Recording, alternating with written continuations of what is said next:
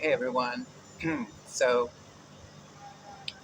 I wanted to express some thoughts that I was having about the Open Convention and the um, election in the United States.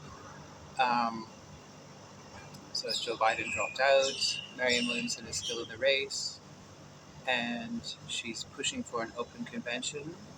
Um, and it seems like Kamala Harris got a lot of delegates.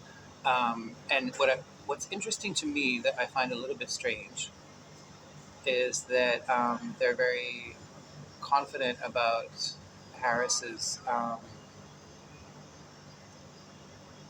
sort of nomination, but there's a lot of kind of what looks to me like desperate attempts to shut down Williamson's campaign. Like that suddenly the comment sections are flooded with Kamala fans who are very, I would say, thinly veiled attempts to intimidate. Although there's a lot of people claiming, "Oh, I'm your biggest fan. I've been reading your books for years, but now is the time to unify." Now, okay, so I have an issue with this unity message. It sounds like when corporations tell you, "We're all about unity." Have you seen those Veronica cartoons?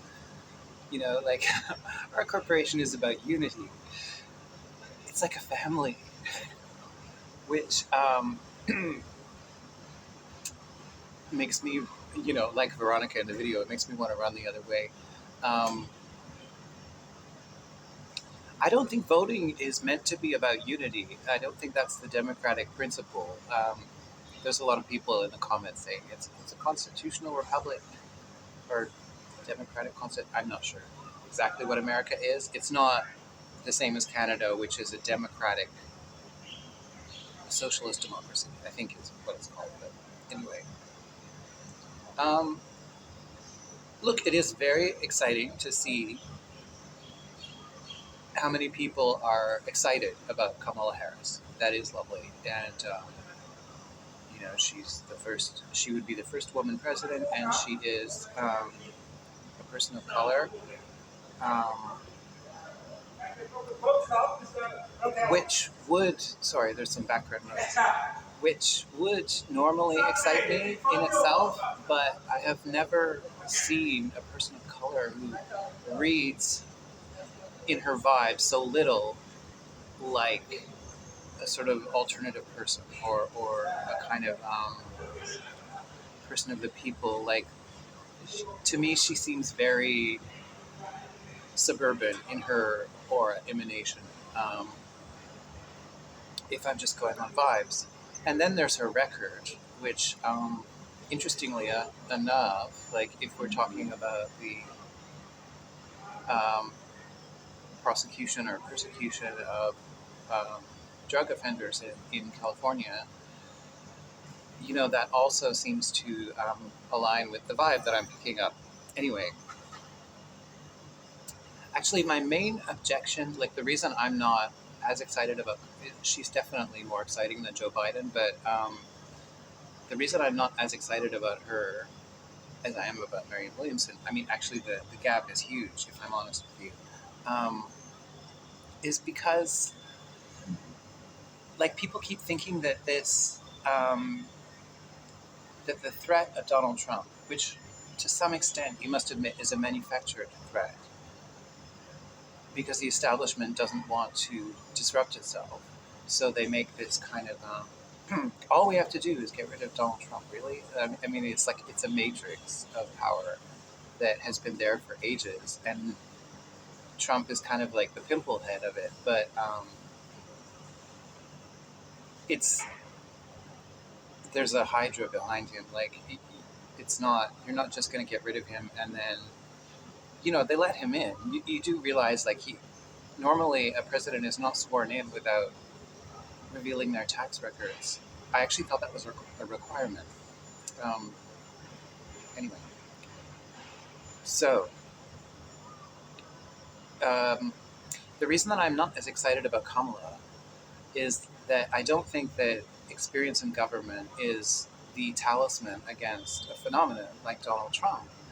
Um, I think that when you're up against someone with charisma, you need someone who is as compelling, but who's not Donald Trump. Like not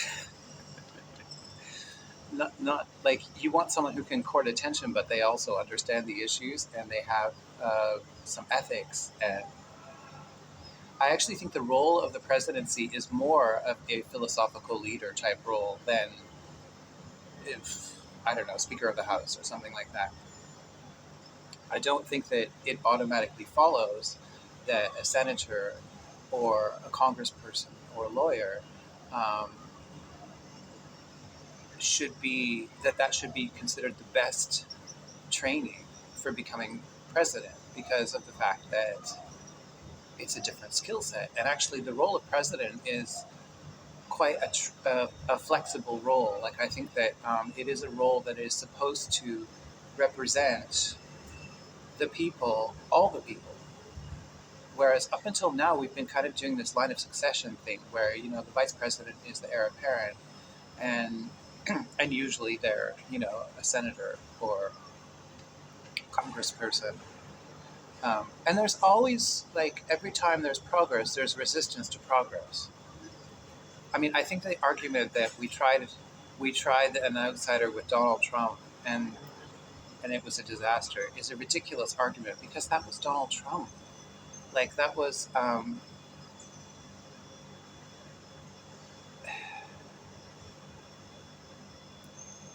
it was the deification of idiocracy.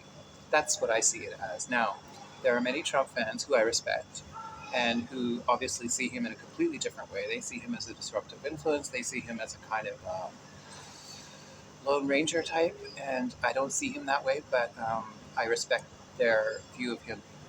And I realize that this whole thing that I care about, which is the charisma, the ability to compel a room, the ability, like, I'm a person who does not enjoy political speeches, but I'm riveted by Marianne Williamson's talks on politics, and I learned a lot just because of the way that she lays it out.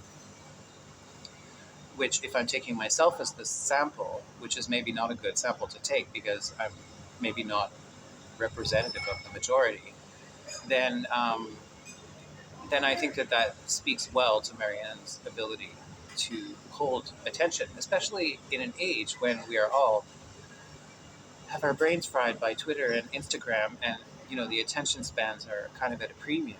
So I think that it is remarkable that she can hold attention the way she does and get us to think about things that Martin Luther King said versus Mahatma Gandhi, and how those things apply to public policy. So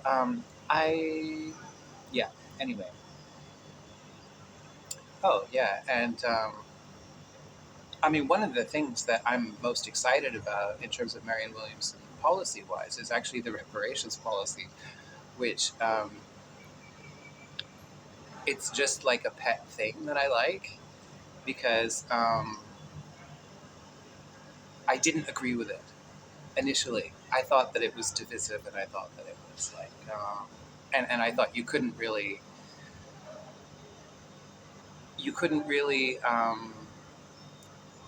make that situation whole because it's such an atrocity. So to try and do it with money was to cheapen it. But actually, the way that she laid it out convinced me, which speaks to her ability as an orator, like a druid, to move hearts and minds. Now, um, me getting inspired doesn't mean that everyone has to. So that's all I wanted to say about that. But um, the fact that Kamala sort of blocked any talk of reparations on the debate stage the first time Marianne tried to bring it up is, to me, a kind of red flag.